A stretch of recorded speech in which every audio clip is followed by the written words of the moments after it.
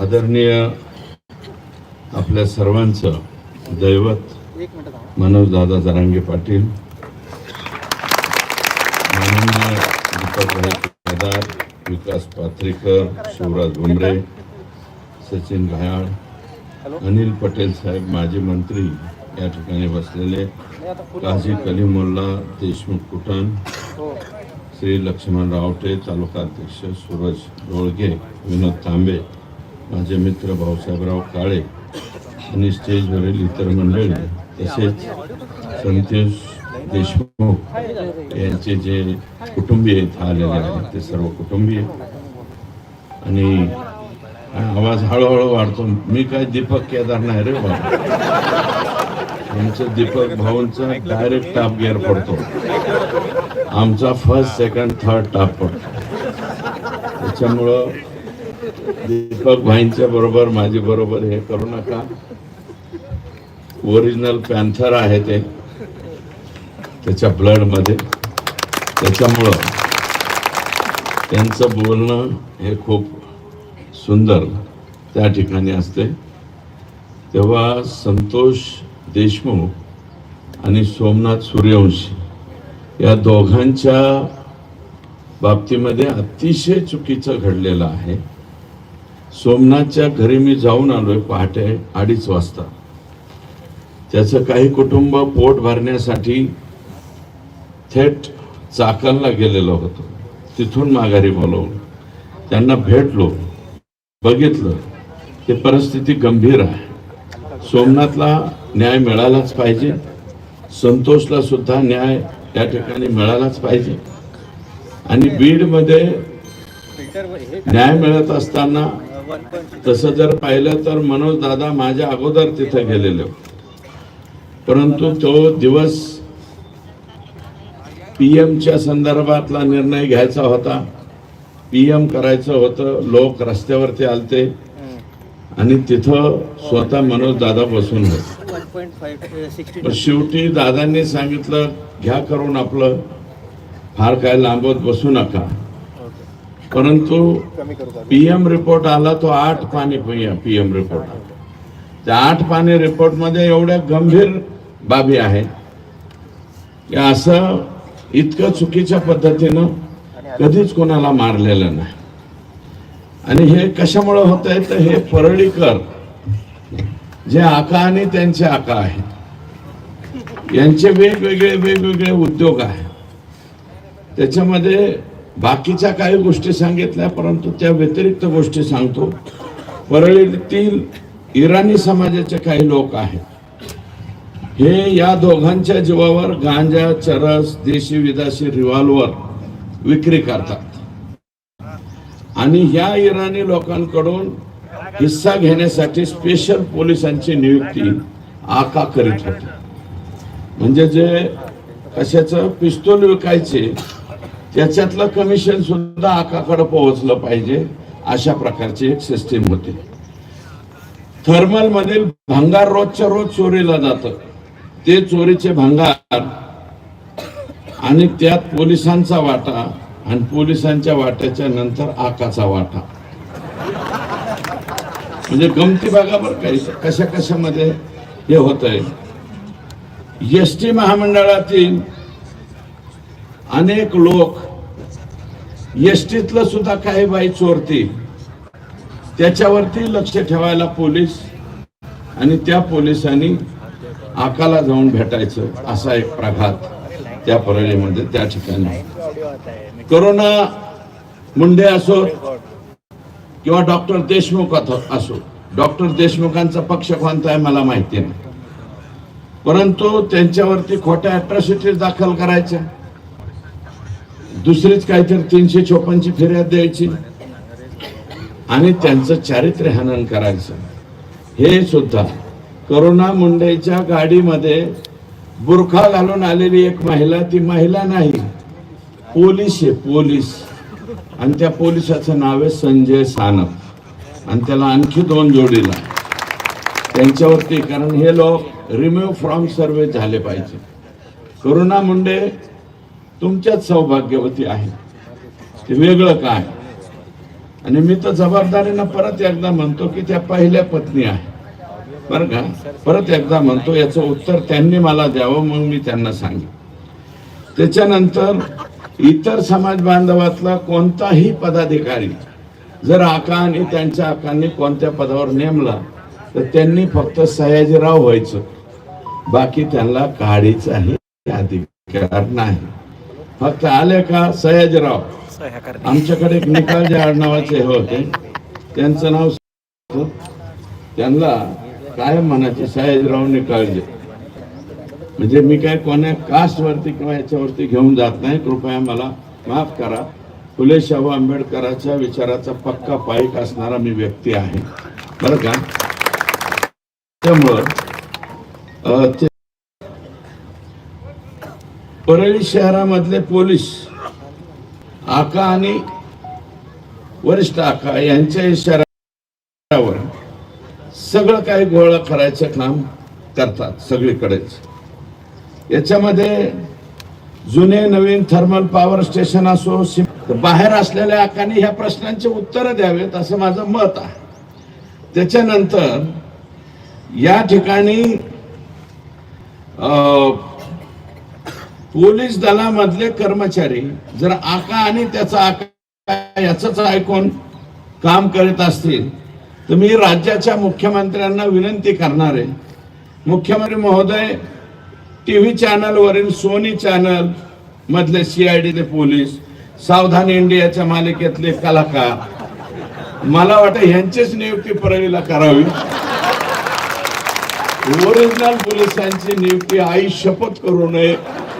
संत एकनाथाच्या या नगरीमध्ये मी बोलतोय, ज्ञानेश्वराचा जिथे जन्म झाला त्या भूमीमध्ये मी बोलतोय. ज्या माणसानं आम्हाला शांती शिकवली त्या ज्ञानेश्वराच्या भूमीमध्ये बोलतोय, संत एकनाथाच्या भूमी. 100% मी लेखी पत्र देणारे मुख्यमंत्र्यांना सोनी चॅनल वरची CID आणि सावधान इंडियाच्या मालिकेतले करा. म्हणजे बाकी कशाला बघ, हे सदरक्षण आहे, खलनिग्रहण आहे. सत्यमेव जयतेच्या ऐवजी असत्यमेव जयते असं नाव तिथं टाकलं पाहिजे परळीला, अशी एकंदरीत परिस्थिती. बरं, हे जे छोटे आका आहेत यांना 2/2/2022 EDची नोटीस आलेली आहे. EDच्या नोटिसीची तारीख सुद्धा मी काढून आणली. एन्फोर्समेंट डायरेक्टरी दिल्लीची नोटीस आली. ती का नोटीस आली? आणि आकाने माल बी काय कमी नाही जमावला राव. शिमरी पारगाव तालुका माजलगाव सुदाम बापूराव नरवडे या व्यक्तीच्या नावावर 50 एकर जमीन. बरं, हे दत्ता इकडे ये बाबा, गबाळ सांभाळ.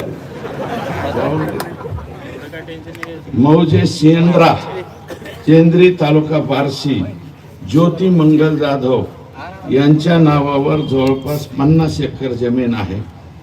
तिथं सेंद्री बार्शी तालुक्यामध्ये शिमरी पारगाव मनीषा सुदाम नरोडे परत 10-12 एकर जमीन आहे. शिमरी पारगाव तालुका माजलगाव योगेश सुदाम काकडे हे यांचे वॉचमॅन का काहीतरी आहे, यांच्या नावावर 15 ते 20 एकर जमीन आहे. ज्योती मंगल जाधव दिघोळला 10 का 15 एकर जमीन आहे. तर 7 दुने 14 15 एकर जमीन. खातेदार ज्योती मंगल जाधव दिघोळ तालुका जामखेड. अशा पद्धतीच्या.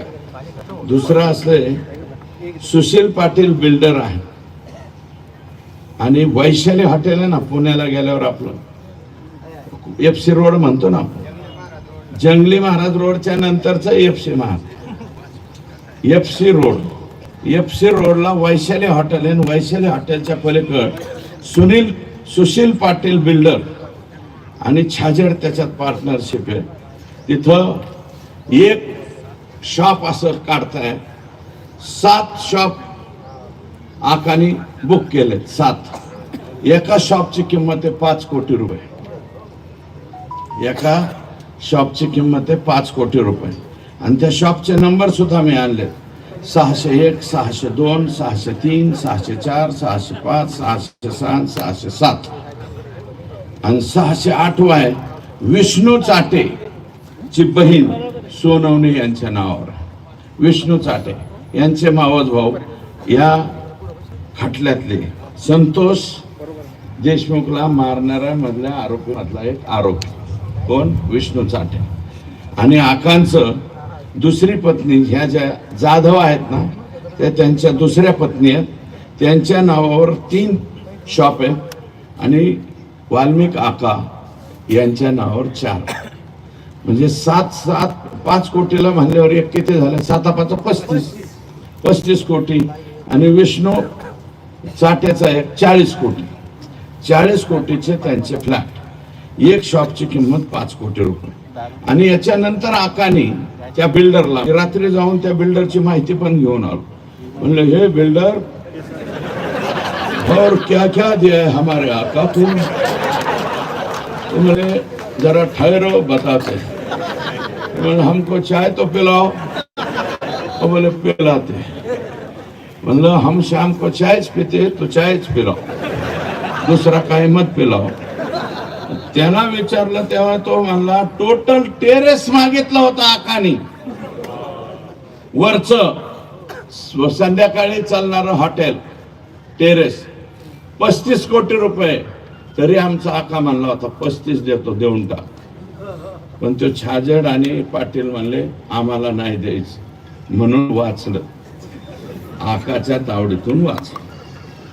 अमिनोरा पार्क, अँड्रोना टावर, मगरपट्टा, हडपसर इथं एक फ्लॅटची किंमत आहे 15 करोड रुपये, 15 कोटी. आणि 15 कोटी रुपयाचे त्यांनी टोटल फ्लॉवरच घेतला, म्हणजे फ्लॉवर एकच फ्लोअर घेतला अख्खा.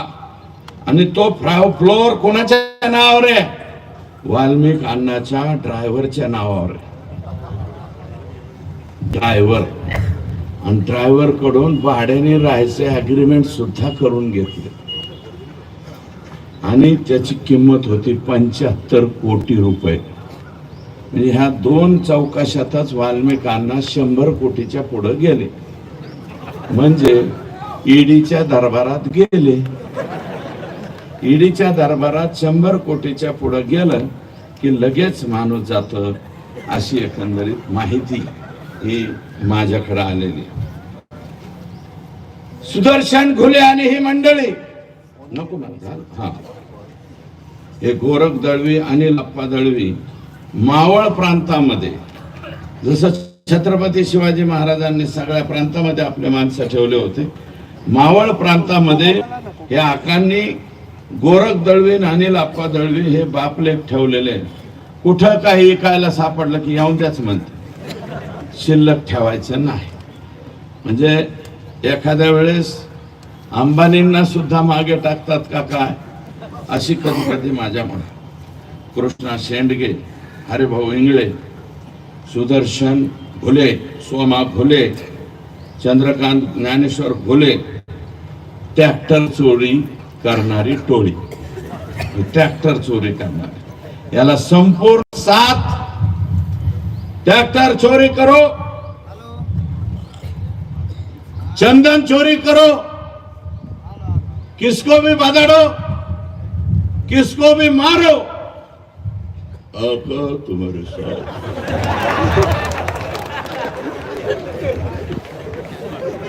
आका तुम्हारे साथ है म्हणल्यावर कशाला घाबरतील हे. आणि हा उद्योग करून ठेवला त्यांनी. मी नाही सांगत, 109 मृतदेह सापडलेत एका वर्षात परळीमध्ये. 109, त्यातले फक्त 5च रेकॉर्डवर आले. 109 पैकी 5 आले. 104 मृतदेहांची ओळख पटली नाही. कशामुळे मेलेत याचा बी काय खातरजमाना. काय जणांचे तर हाडकं सापडल्यात, नुसती हाडकं. 109 मृतदेह जर एका वर्षामध्ये परळीत सापडत असतील, पैठण मध्ये असं आहे का? माझ्या आष्टे तालुक्यात पाथर्डीत येता येता मी चौकशी केली, 109 असतात का? 5-4 जरी झालं आम्हाला भीती वाटते. 109 लापता मुर्दे इथं सापडले. अशी एकंदरीत परिस्थिती आहे. मग का हिंमत होणार नाही संतोष देशमुखच्या अंगावर जायची? गेले कुणासाठी गेले? हे खंडणी वसूल करायला गेले. त्याच्यामुळे आका हा 100% 302चा आरोपी आहे. आणि ह्या मधल्या कालावधीत आका आणि आक्याचा जर फोन झाला असेल तर आकाचा आका सुद्धा वो भी लाइन में खड़ा रह सकता, 100% लाईन मध्ये आला पाहिजे. 109 मृतदेह हे मी नाही सांगत, टीव्ही वाले सांगायला लागले. सगळ्या टीव्ही वाल्यांनी बिचाऱ्यांनी फिरवलंय ते. जरीन खान पट्टेवाला हे तुमचे संभाजीनगर मधला मुस्लिम बांधव, जरीन खान पट्टेवाला, गाव बिव शोधा तुम्ही. त्याला परळीच्या पोलीस स्टेशनला नेलं, मारलं, त्याच्यातच मेलं. मरने के बाद म्हणले क्या करने का? तुमच्या संभाजीनगर मधल्या त्याच्या कुटुंबाच्या घरी गेले, 40 लाख रुपये दिले, मिटून घ्या म्हणले. 40 लाखात माणूस विकता राव. संभाजीनगर वाले, औरंगाबाद वाले 40 लाखात माणूस विकता. एक काम करा, ज्याला कोणाला मरायचं आहे 40-50 लाख परळीच्या पोलीस स्टेशनला जा, बधाडून घ्या, आपलंच मागचं पुढचं सगळं हाणून घ्या आणि तुम्हाला 40 लाख कुटुंबियाला पोहोचतो. जर असा कोणता विचार करणारा पट्ट्या असेल तर दादांचं बोलणं झाल्याच्या नंतर मला येऊन भेटा, मी त्याची सोय करून देतो. जरीन खान पट्टेवाला या व्यक्तीची पोलीस स्टेशन मध्ये गेल्यानंतर, पोलीस स्टेशन मध्ये मारल्याच्या नंतर हत्या झाली. 40 लाखात प्रकरण मिटवलंय. एकदा हा आका 302 मध्ये जाऊ द्या, आकाचं काहीतरी होऊ द्या, मग बघा लोक कसे पुढे येते. दाना दाना दाना दाना. अरे संतोष देशमुखने तुमचं काहीच बिघडवलं नव्हतं रे. फक्त एक दलिताचं पोरग त्याच्या तोंडात मारली म्हणून, माझ्या गावातल्या दलिताच्या लेकराच्या तोंडात का मारली म्हणून आडवं होऊन त्यांनी एक तोंडात मारले होते रे. तुम्ही दुसऱ्या दिवशी केजाला बोलून त्याच्या 100 तोंडात हाणायला पाहिजे होता. 100 तोंडाच्या हाणून सोडून द्यायला पाहिजे होता. आमचा सरपंच गप्प बसला असता. पण तुम्ही ज्या पद्धतीने मारला, ज्या निर्घुणतेने मारला, याच्यात तुम्हाला माफी नाही. करता आली तर सगळ्यांना माझी विनंती, ह्या कुटुंबाला तुम्हाला काय जे पैठणचे जे कोणी प्रमुख मंडळी असेल त्यांच्या वतीनं काय करता येईल ती मदत करा. सोमनाथला सुद्धा करा. सोमनाथ सुद्धा 3ऱ्या वर्षामध्ये शिकणारं लेकरं होतं, त्यालाही मदत करा. अरे शेवटी आपण एक, कुणी उठतं म्हणतं हे समाजाचा मोर्चा, ते समाज, अरे समाजाचे वगैरे मोर्चे नाही, हे सगळ्या समाजाचे मोर्चे, इथे सगळे समाजाचे माणसं बसले. म्हणून मला मुद्दे भटकायसाठी, मनोज दादा या मुद्द्यावरून मुद्दे भटकावण्यासाठी कधी कलाकार आणले जातात. मध्येच मी नाही बोलणार, परंतु दीपक भाऊ केदार बोललेत. असे काही लोक ज्यांच्या प्रिपेअर कार्ड मधलं चार्जिंग संपलं की लगेच चार्जिंग केलं की कोणीकडे बोलायला सुरू करते. असे प्रिपेअर कार्ड रिचार्ज पुढे. मी मुकेश से गाणं ऐकलं होतं, जीना यहाँ मरना यहाँ इसके सिवा जाना का, कल खेल में हम हो न हो गर्दिश में तारे रहेंगे सदा. असं काहीतरी गाणं. ते लड़कपन खेल में खोया जवानी नींद भर सोया. शहीद का माल कमून काय करायचे?